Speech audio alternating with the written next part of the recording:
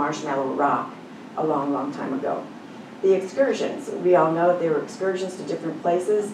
Oh, I need to catch up with my notes here.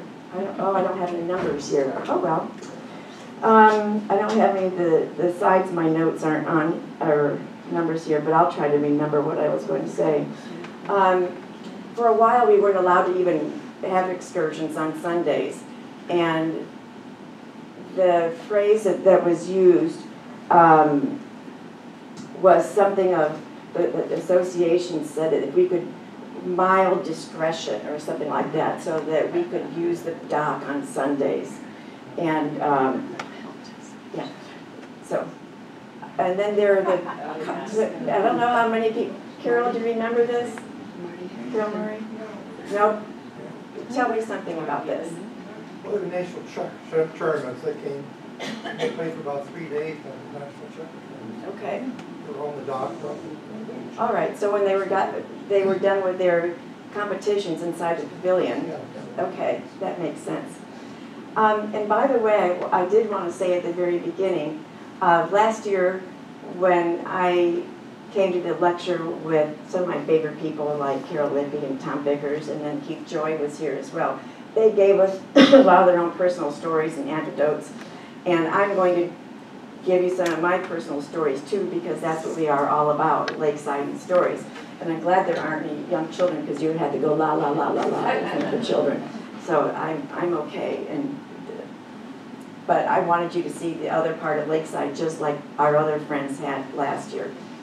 So, who knew that Frank Thompson actually had a put-in-base swim? And guess who's in the picture? That's Carol Murray, right? Yes. And as you say, what happened afterward? Well, I can tell you why I did it. I shouldn't say this, a sophomore at University of Michigan. And a friend called me and said that weekend some of them were going to swim to Put Bay, which I always wanted to do. So, of course, being a college student, I was drinking a lot of beer and smoking a lot of cigarettes. I was completely in shape, of course.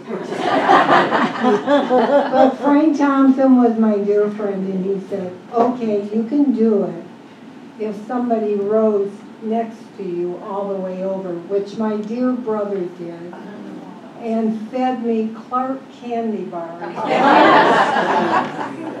So anyway, we started out like at 7 or 8 in the morning, all greased up, ended the swim middle of the afternoon, and that evening Frank took all of us out to dinner at the Abigail.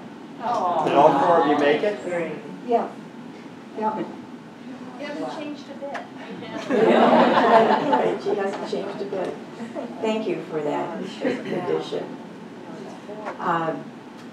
And this is a compilation of this is from the Heritage Society.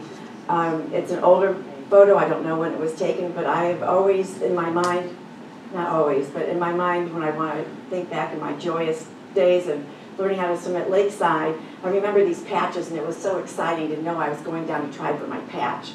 And so they have their water patches there. You could take it was the American Red Cross. Where's Beth Leggett?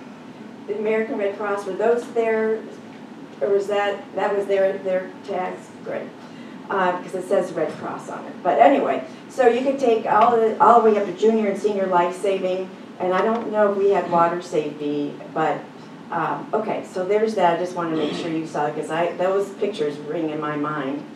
In 1953 is when we had a very crushing storm come in to the dock, and we had to raise money.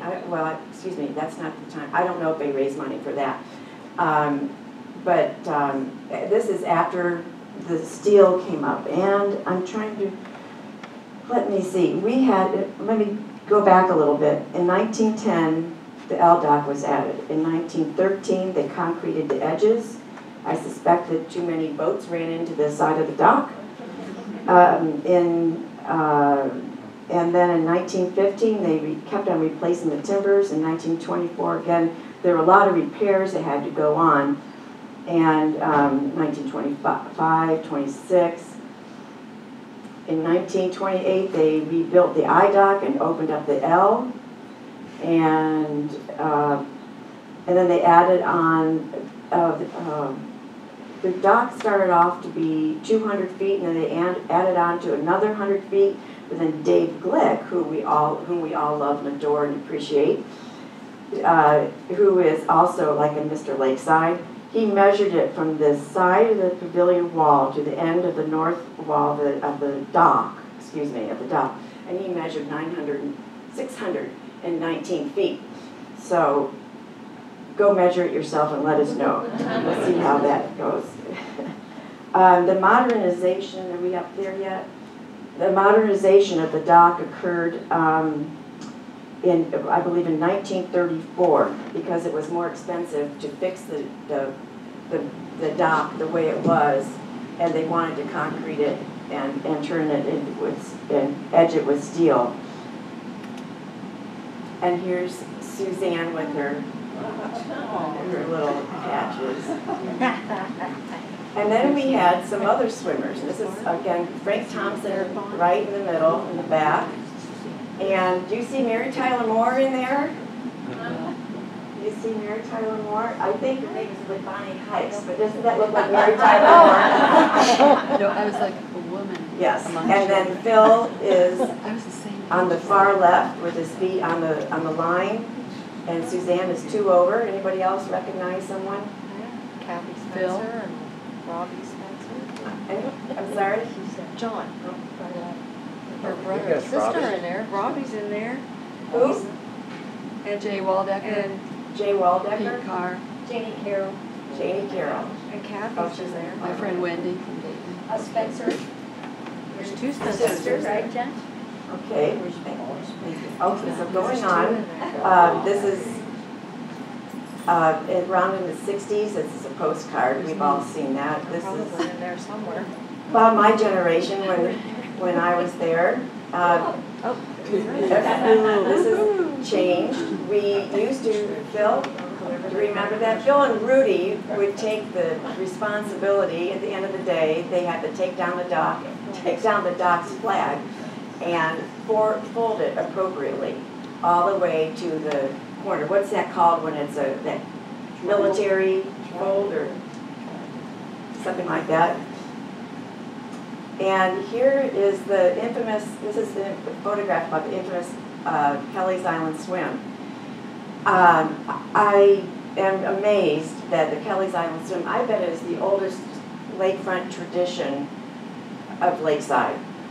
We don't know exactly when it started, but we believe, a number of people have said that Frank Thompson and George Dunlop started it. What do you think, George? And early on, I mean, here they were going to Put in Bay, and I understand that Rusty Steele and 2 other people had a swim to the Marblehead Lighthouse. So there were a lot of strong, adventurous people, and Frank Thompson has a lot to do with that, being safe swimmers. We're just so fortunate too that that we haven't had a problem. But it's George and Frank really did a great job making sure we are safe. Dock potatoes. You'll recognize some people there. Cindy's mom. Dee in the bottom right corner. There's Pat in there. And then another group who sat, if you look at the photograph on the far right, where that man is standing up, another group of ladies sat over there, and we call them the dock sitters. And there's Mrs. Bright, there's Bonnie's mom, and the red hat, is that right? Yep. And Mary Trace and Mary Corbett. A couple over is probably Luce the Sword. And maybe that lady with the long, pretty legs is Joan Egler, but I don't know that for sure. Marge Egler. Marge Egler. The younger group and the older group. The younger group is down around where that gold post is on the bottom. When you got to a certain age, you had to move on towards the L. Okay, so the younger group were by the goal post, and Yeah. when you got old enough, you had to move on past the goal post. Okay, you'd baked from the dock potatoes. They baked long enough, and you're going, okay, that's fine. Well, we all understand, most of us understand what this is about, this photograph, and the invasion of the algal blooms. Let's see, Dan Jackson wrote me, and he said he still remembers the smell and odor and the hard work it took to pitching the seaweed and fish, 2 huge dump trucks into, obviously the dump trucks that would pull right up into the dock, onto the dock, the first part of the dock, and back out. And it was done every single day, and it was a stinky, awful job, and I suspect that they didn't get paid very much for that. Someone wrote me a story about how some Lakesiders were complaining that they were just pitching the seaweed over to the east side, so whereby the lifeguards picked it all up and delivered it to the dumpster at the hotel, whereby that got nixed really quickly, and then they had to be sent out. So no one likes their own garbage, you know, you had to ship it around. So then my family, my friends and I, not my parents didn't know about this. We had to find fun in a different way because we couldn't stay on the water. So I know there's a ship back there, but that's not what we were headed for. We were headed for the construction on the right. Anyone know where we were headed? Loading dock? Yes, the freighter dock, the loading dock. Can you imagine what we did? We would climb up the loading dock, and we'd jump off the loading dock. My mom didn't know that until years later.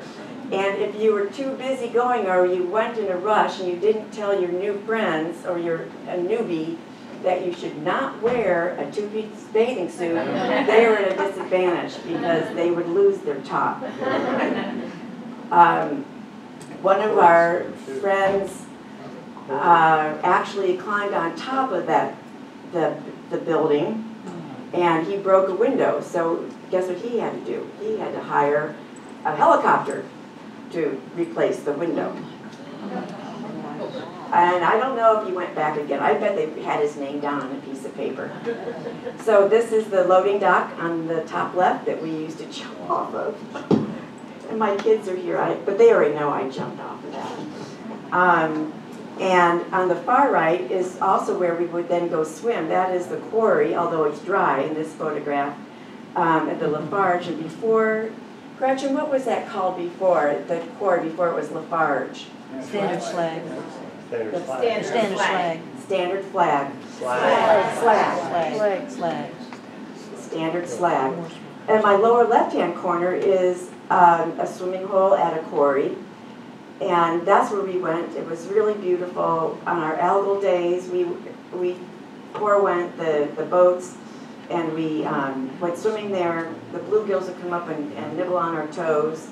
And then if you look in the right-hand corner of that photograph, you'll see a policeman. And yes, indeed, I saw one of those one time, and that's when they were cracking down in the 70s because there were some other people there were people who had other intentions of how to use the area. And yes, I got arrested, and that's my only arrest so far. And so this was in the 60s and early 70s when my sister Mindy and I were wearing go-go boots, mini skirts, even wigs. I mean, we were just really far out there. You know, anything went. But when we had to go to court, my mother made my sister and me wear white gloves. Yeah. But we still had to pay the fine, and it took all of our tips of 1 week at the Abigail to pay our $50 fine. So I can't remember if we went back. We probably went back at nighttime. Right, folks? So some of our other extracurricular activities were getting in our family's boats and headed off to the islands. This was my father's boat, and we had another Chris Craft before that. My father, when I was 13, he had taught me how to run the boat, and I know that I was a little ingenue. He appreciated so much my painting the boat with that copper, the toxic copper paint, that he let me run the boat at my leisure. And because it was important to run the boat, right, to keep it in shape. And I would keep the tip-top teak all in good condition and dry rot. And so when he came up to Lakeside, everything was ship-shape, and we always had a lot of fun. And and that's one of the other thing I forgot to say about John Bolster. When I worked for, I'll go forward. I'll tell that later on. So many times my friends, even from Toledo, would love to come up and visit me because we would go out late at night or a long time during the day. And sometimes when my dad wasn't in town, my mom would start worrying about me and when I was coming back. And I don't even think I had a curfew.